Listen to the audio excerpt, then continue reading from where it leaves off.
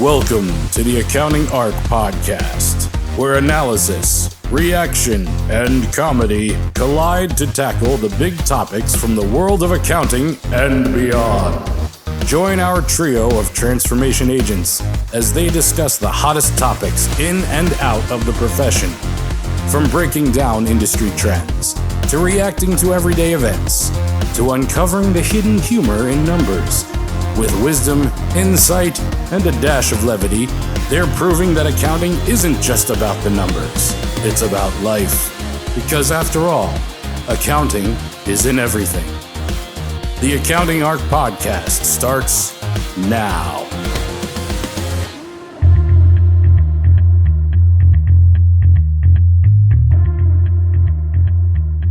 Welcome back to another episode of ARC. Donny and I were just talking about the fact that it's Pride Month, and we wanted to talk about pride and DEI and a few other interesting topics happening internally at firms and what our experiences have lent us to. And, I think from my perspective, there's been a lot of progress in the 20 years I've been an accountant. And I think that it's progress in the right direction. And also the last year or so has been pretty rough on some, progress that we have made historically. Donny, you want to jump in? Like, what was your early career experience and, how have you seen it get better? Yeah, this is a really tough one for me because it really brings back the whole can I bring my whole self to work?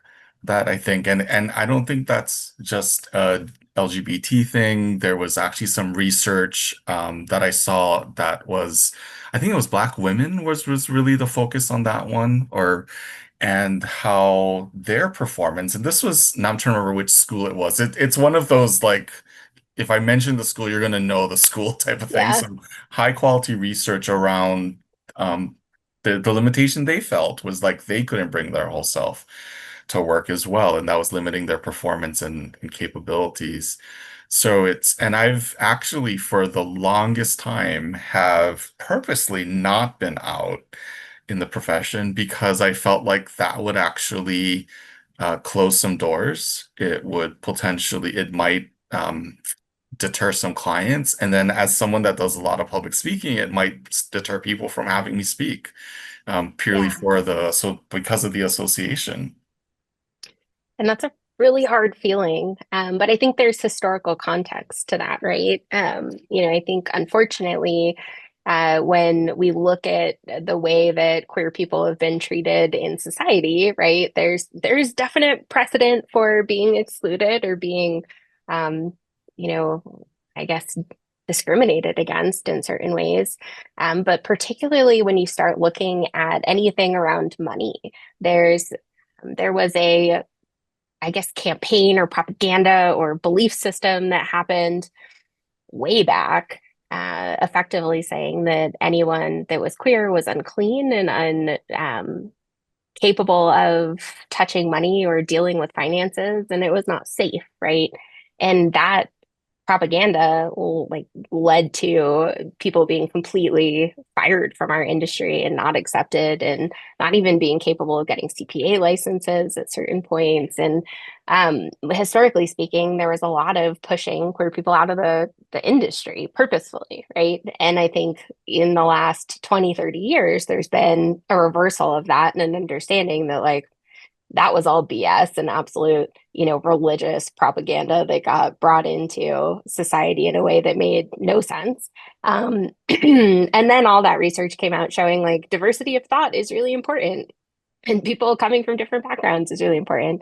And so I think it's very hard. And personally, as a kid, I've always known I was queer, right? There was no question. And I don't think anyone questioned that around me because I was just who I was. And then but I'm pansexual, right? So I like everyone and it's based on who they are, not their gender, which I think is a really interesting concept for a lot of people to grasp. But for me, it's really hard for me to understand the other side of that, right? That you could not fall in love with somebody because of who they are, but because of just their gender. That to me is very difficult to conceptualize. But I made a choice early in my career to not talk about it because I was with a man and people just assumed and they made these assumptions. And I was like, okay, well, let them assume because it's easier. And then I don't have to worry about, anything else or being treated differently when I shouldn't be treated differently. I should be treated based on the quality of my work and the value that I'm bringing, right? And so I completely understand where you're coming from. And then of course, like, we go through personal stuff, breakups, whatever. And I'm now with a woman who's amazing. And I had a bunch of people in the profession be like, I didn't know you were queer. And I was like, how did you not? Like, you've met me, right? But I never explicitly said it. And so they just made assumptions, and that's what people do, right? Well, I think part of what you're alluding towards there, I think also comes to the whole stereotypes, right? Because Hmm. kind of same here, where I'm not like outwardly, say, flaming or gay in a lot of Hmm. what I do. And so with that, it also same here, where like there'll be these conversations, especially with other guys, and they'll make references towards a woman or something. And a lot of times I just kind of go with the flow.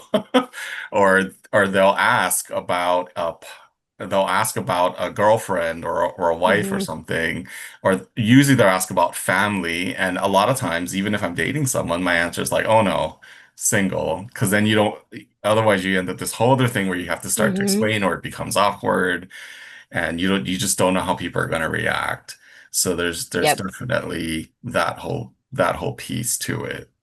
And it's a really interesting experience from internally in a firm. Like I worked for a firm for many years, and my direct, I guess she was a director at that point. So I was a manager, she was a director, and she was very, very much a lesbian and very much did not ever disclose that at work.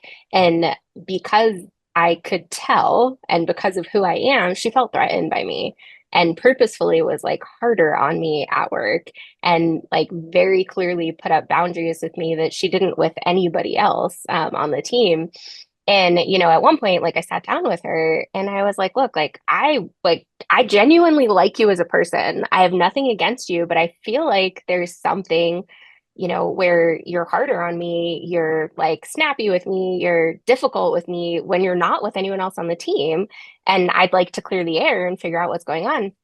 And she was actually quite vulnerable with me. And she was like, I hadn't really thought through that, but I feel threatened by you. And I think it's because, like, you know things about me that other people don't. And she never came out and said it, right? But I think there's a sense of like, she could tell I knew, like, and if it was like to me, it was very obvious, right? But also, again, it goes back to people who don't know, and they just make their assumptions, and it makes it easier for them to deal in firm life. And I think that because she was, probably 20 years older than me, and came from a time when you basically got fired if you were out publicly. She didn't want to deal with it at work, right? And so always same thing. She always said, she was single, whatever, and like she wasn't single. I know that. Like her roommate was not her roommate. And to me, it was really hard to see that perspective too. And in talking to people that are just a generation older in their experiences in life, because they couldn't show up as their whole selves at work and still feel like they can't because of discrimination in the past and precedent there where they're amazing people. They're really creative and capable and are doing like great job. But the second somebody finds out, that they're not straight, they have issues at work, and that should never happen. Yeah. Don't you feel like it's changing a lot though? Because I was just spoke at a conference where I was delivering a session on belonging and why we need to change the Yeah. discussion from DEI to belonging in a firm. And part of what I did in starting that session was to say, hey, I want you to know as the audience that I am presenting this session as an Asian gay male. So, hyper minority in the sense, but also both with visible or non-visible things that you can tell about me. And so I shared some of my experiences, yeah, like you said, 10 actually it's a 10, like 15 years ago, where I was the only minority. I was the only Asian non-white person in the room at a AICPA chairs meeting, and there was only one other woman. So it was, both of us were definitely in the minority, double minorities in that Yeah. sense. And after I kind of shared that, I started going into more of the session. I think there was maybe 40 or 50 people in the room at least, maybe even 60. And I was actually surprised because given everything that's happening right now, we hear, and I'm actually still hearing firms kind of walking away from DEI, anything related to DEI. Almost all of them, actually, not even almost, everyone pretty much stayed. So I was kind of glad to see that. They still interacted with me through the session, which, as a speaker, sometimes that's really hard. So they would do that. But the thing that really touched me was afterwards, there was at least three, actually four, five people came up to me and was like, "Thank you for doing that session. That was really great. And it was good to hear the message coming from you from a personal standpoint, rather than usually it's an HR or somebody saying, hey, we got Hmm. to include these people. Well, here it is, these people Yeah. as myself presenting it." Yeah. Well, and I think that's wonderful that you're willing to do that for the community and in the greater, accounting community, because it's important to hear the voice of minorities in all aspects, right? And I think that unfortunately, the by like inherently we have a majority and then we have a minority, and because there are more people in the majority, the voices of the minority are sometimes drowned out, or overlooked. And the fact that we're sitting in a political environment where government contracts are no longer being given to companies, and a lot of firms have government contracts, and so they're being forced in a way to maintain these contracts to disband any DEI efforts that they were making, and basically get rid of the groups that are there to support people and help them deal with these issues, and effectively say, well, those issues are not issues anymore. But they're still issues, right? And I do think foundationally there's been a lot of change. I think that there's been more acceptance. I think that my generation and the generations below me on the younger side of the scale have pushed that and have been very loud and vocal about wanting that in the accounting community in particular, and in the world in general. And I do believe that that has helped quite a bit in hiring practices and ensuring that there is not discrimination happening. But there is still the side of it where if you're experiencing something different than the majority, you need community, and you need to know like who your people are, where they are, how to talk to them, and be comfortable in that, and have the confidence to like walk into a room and speak your mind and give a perspective that might not be the majority perspective. And I understand that firms are disbanding these things mostly for political pressures and to maintain their contracts and to save jobs at the end of the day. And also, I still think they're trying to do the right thing. And so, I have been talking to a few people at firms where they used to have, like LGBTQI groups where they could sit down and like talk to people. Or they used to have like, women's groups, or, Black women's groups specifically, or, any minority group, to have that community formalized. And now those groups are not formal, but they're still talking. And I think that's where the importance comes in knowing that you have a community and finding those people and reaching out. And even if it's not a formal thing, like find your people and talk to them. I agree, but I also feel like we need to make sure as we do these groups that they're balanced, Hmm. because what I've seen too, and it can happen on either side, the left or the right of the spectrum, is really sometimes they really become echo chambers, and they really almost are counterproductive to what they're actually trying to achieve. So I think as people kind of look at, hey, this is what I want to get involved in, or I found my people, people really need to be careful about getting into an echo chamber and getting pulled into this. Like we see it again on both sides, depending upon which time the political Yeah. climate is, right?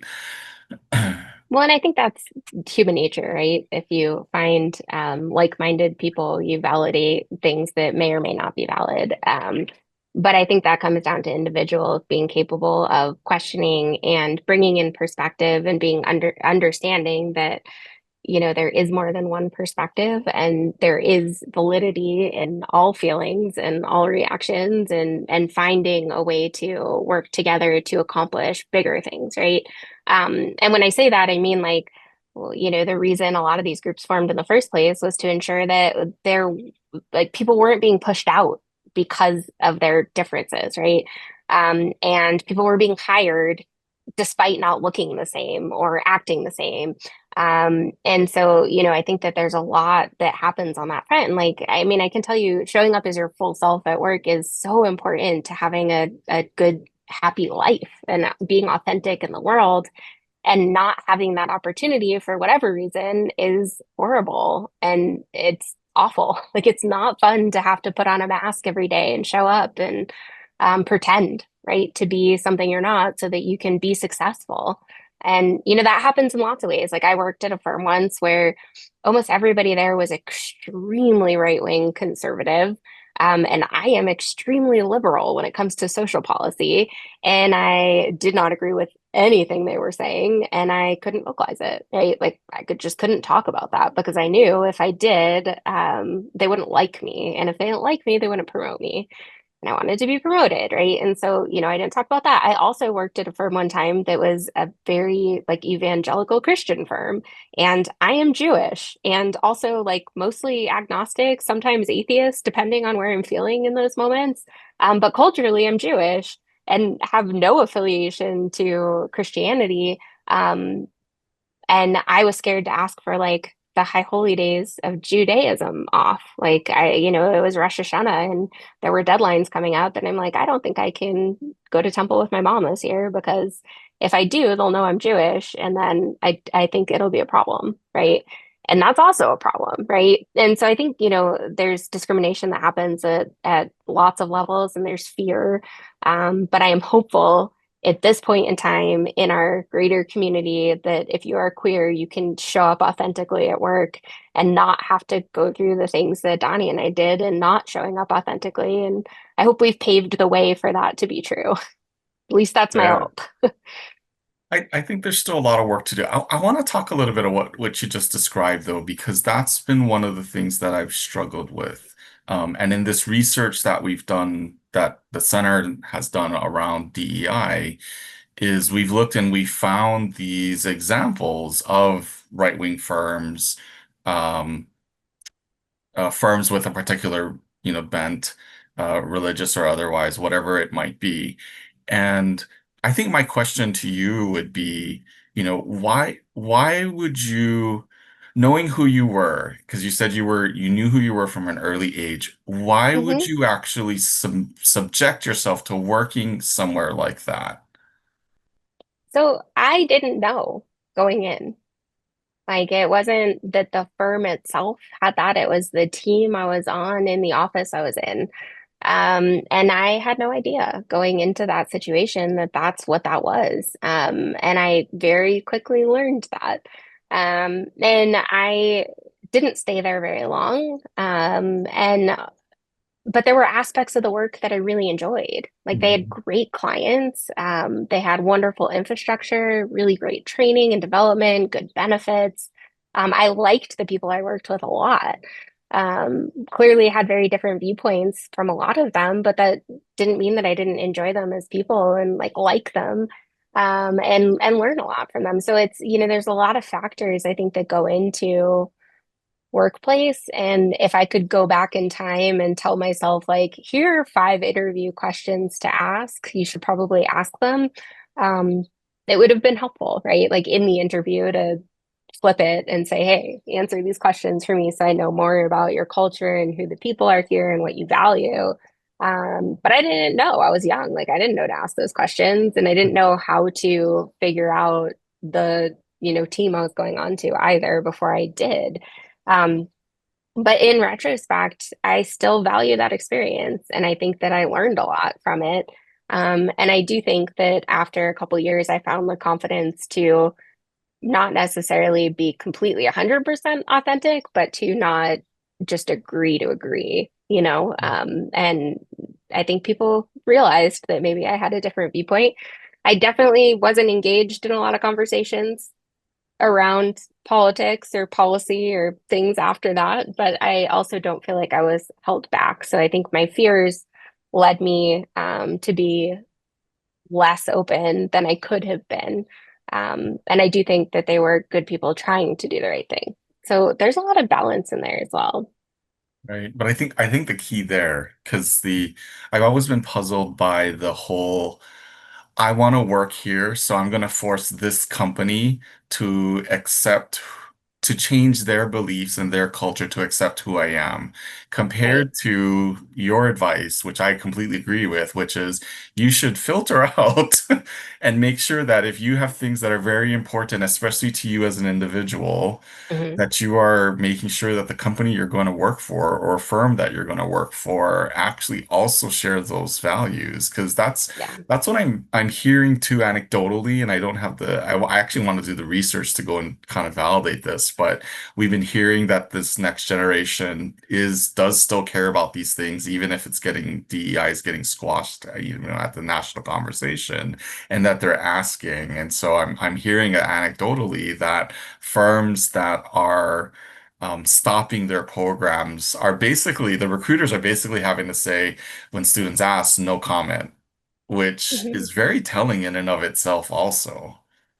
It is. And, I think that there's a lot to be said about what that does to a culture and to a firm culture. I think it's interesting. I recently had lunch with a partner at a large top 100 firm, and he was talking about this exact topic that they have, effectively disbanded all DEI groups and communities, and how offensive that was to him as a person, right? That was not what he believed in, not what he wanted for the firm. And, I think his exact words were, the firm leadership is handling this in a really horrible bullshit way.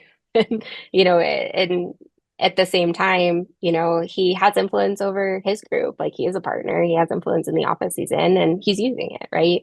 To make sure that people feel supported and seen and understand that while the formal firm, like, DEI initiative may be off the table for now so that they can maintain these government contracts, it's still important to the culture of the firm, and it's still important. And so, I think it's hard if you have recruiters that can't say that, right? Like, if your firm has gone so far as to say, like, you can't even acknowledge that this is important to the firm, I think that's very telling. Whereas you have these other firms, like the partner I was sitting down with, where he was telling me his conversation is like to his team and to new recruits, is this is still very important to me.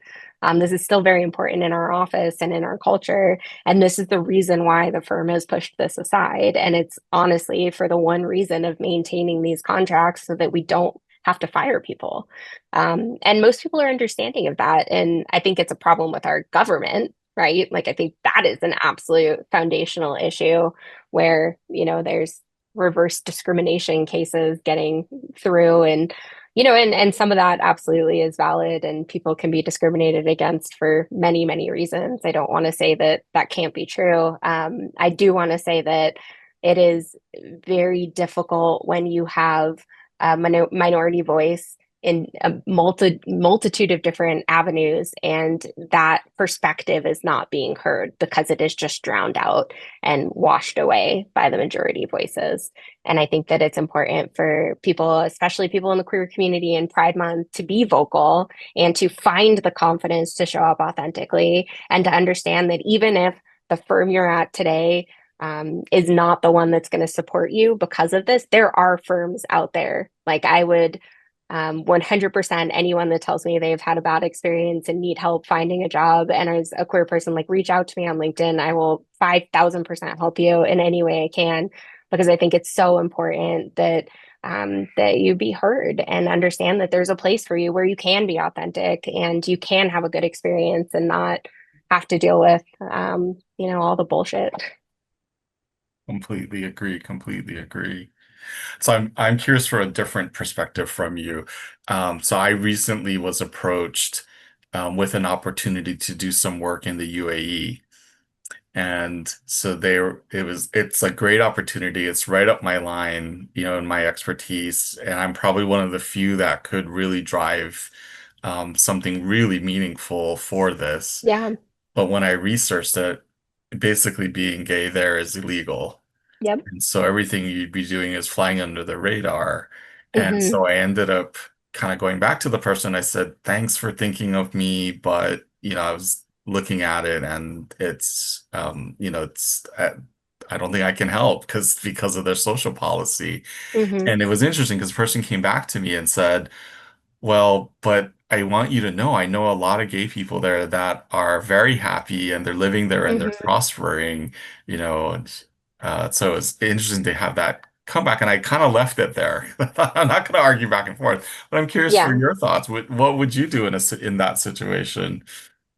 That's a really, really difficult conversation and situation. And I can tell you from the personal side, I love travel, right? Like I have been to, I think, 56 countries at this point. And I plan to continue expanding that every year.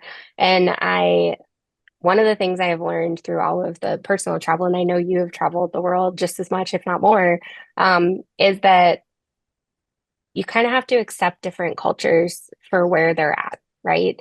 And understand that there's history there too, and they've gotten there, and you might not believe the same things that they believe, but you can be respectful of their customs and you can be respectful of their cultures and still learn and still experience and still,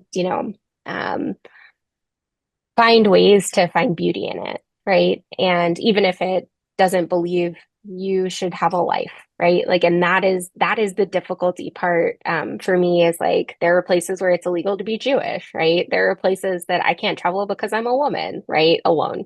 And there are places that I can't travel because I'm queer. And I, in many cases, have found ways to travel there anyways, and to experience the cultures for what they are and understand that. And it is sometimes scary. Like there have been a few situations where it's scary. And I luckily, I have a bit of a public profile, but I'm not doing anything where a government's ever going to research me, right? And say, oh no, like you're illegal as a person and cause any issue. Or at least I believe that. But when it comes to work, it's really difficult because when you're helping organizations or businesses in cultures that are propagating things against who you are and fundamentally to you, you're helping put money in the hands of people that will continue to advocate against you as a human. And so while I can find beauty in their cultures and I can respect it and I can go there and experience it from their, viewpoint, I would not personally find ways to help them make more money or put more effort into um, anything that would try to exterminate who I am, right? Yeah, yeah, completely. So, okay, thank you. You affirmed my decision, which was to Yeah, decline, because I was like, yeah, yeah. I could totally consider traveling there. Looks gorgeous. I love Hmm. the culture and the food and all of that is exquisite, but I thought I can't contribute economically to them. Right. And I think that that's a really good point. And, a lot of talk, like we talk about where you spend money, right? Like I'll always support Costco because I align well with their social values. I think they treat their people well. I think they have policies that help push things that I align with, right? And I'm not going to shop at Hobby Lobby because I don't believe in their policies. And I think that they're using their money in ways that are going to make my life harder personally, right? And I think everybody has the right to do that. And that's difficult, right? It's difficult to make those decisions. And particularly when it's work coming to you, right? It's difficult to draw a line and say, I'm not going to take your money because I don't align with this. And I feel like I would be contributing to something that violates me as a core human. Um, and so, I think that it's hard and I think it's a difficult conversation. And even if you go back to the firms that are cutting their DEI programs because of government contracts, like somebody made that decision, right? They decided, well, I'll still align with this government and I will still accept their money and support them in these ways, even though it requires me to forego these programs. And I bet those people are part of the majority and are not really thinking about the implications of the long term. And at the same time, that's a decision. And so those firms could have easily said, well, I guess we're not going to do this government contracting anymore because it doesn't align with who we are culturally or what we believe in. And granted, it would cause loss. It would require the firms to lay people off. It would require restructures and all sorts of things, but it's also a decision that is made, right? I think those decisions are easier at a smaller level, but it's still important to call light to the fact that individuals, small businesses, mid-sized businesses, large businesses, we all have the ability to impact the world that we live in. And a lot of the way that the world is impacted is through economic means. And so I agree completely with how you handled that. And I think it was very respectful. And also, it's a personal decision, right? What you said at the end, I think is the key, and because that's where I think we're not seeing in a lot of it. It's that it's being respectful, right? Mm-hmm. Everyone has their own positions, their own preferences, as the case may be, and it's really just respecting that rather than Mm-hmm. creating a shouting match or starting to really just escalate things, as we've seen things escalate, especially in the Mm-hmm. government side right now. Yeah, It's like that's really not scary. what any of us want. No, and I think unfortunately and fortunately at the same time, if you are in any minority coming into a conversation, you're already at a disadvantage. Um, because of sheer numbers, right? Like if you look at 10% of the population is queer, that's 90% of the population is not, right? And so they're coming at it from this perspective that you just don't have. And also at the same time, it's understanding how to approach that conversation to get allies on your side, to understand that, maybe it's more about education and not about inciting conflict. And I foundationally believe that community in general is wildly important. Having support, having people to talk to and validate when you're going through things like this and not being isolated, having to feel like you're alone. Um, and at the same time, making sure that you're considering it from the perspective of the whole and understanding all the sides of the perspective and how your opinion matters and where it matters and how to address it and where to bring it to the table. And I think all of that starts with showing up authentically and being able to be your whole self at work. And I think we are finally at a point in accounting where you can be your full self and have a very successful career. And I believe that even 20 years ago, that was not the case. Definitely agree with you. So I hope that's what everyone takes away from this. Like we've talked through a lot of different things, but the bottom line is that we're both very confident that at this point you can be yourself. And part of that is upfront, making sure that you are working for the right company or the right firm and doing that Mhm. filtering upfront.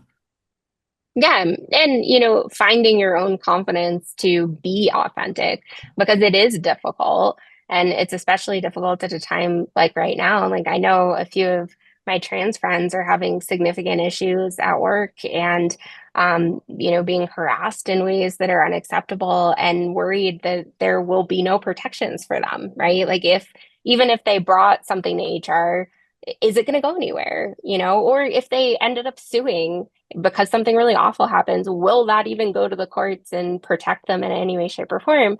And I don't know. Like, I like to believe that yes, that is the case. But in this political environment, I don't know if that's the case. But I do know that there are companies that respect trans people. I do know that there are places for them to fit in and find community and be successful. And they don't have to accept the abuse and they don't have to stay in situations that give them any kind of issue with it. And that I think is extremely powerful to know. And that is something that I talk to people in many different groups about, but in particular, the queer and the trans communities, because having that confidence is foundational to knowing that it'll be okay, right? And I think that society is beaten most minority groups into a fearful mindset and a lack of confidence to show up authentically. And so I think the biggest thing that any individual can do is work through that, find your community, find if you need like support of a therapist to help get through that, do that. But whatever it is to get you the confidence to be authentic, and that is where change happens. And that will be the biggest impact as these DEI programs are being scaled back. The more visible that people are, and the more we're talking about these topics and ensuring that people know that that's important to a lot of us, the better the impact and the better the trajectory in the long term. Completely agree. Well, I hope everyone out there that you guys will continue the conversation and make sure it's visible and have these discussions respectfully with everyone else. So thanks for joining us for this episode, and we hope to see you on the next one. Happy Pride.